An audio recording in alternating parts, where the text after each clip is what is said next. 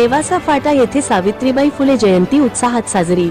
नेवासा फाटा येथील ग्रामस्थांनी सावित्रीबाई फुले जयंती मोठ्या उत्साहात साजरी केली। या उपक्रमाचे आयोजन मराठा सेवा संघाने केले होते।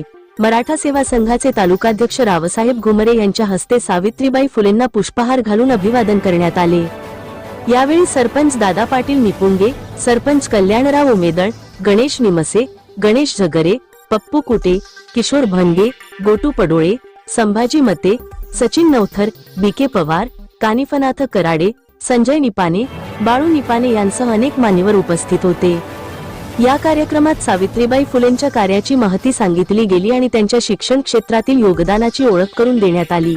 कार्यक्रमाच्या ठिकाणी उपस्थित सर्वांनी त्यांच्या विचारधारांचे पालन करण्याचे संकल्प घेतले। सावित्रीबाई फुलेंच्या कार्यामुळे समाजातील स्त्रियांना शिक्षणाची महत्त्वपूर्ण दिशा मिळाली आणि समाजातील प्रत्येक स्तरातील व्यक्तीला समानतेची जाणीव झाली। या कार्यक्रमामुळे सावित्रीबाई फुलेंच्या कार्याचा आदर्श पुढे नेण्याची प्रेरणा मिळाली।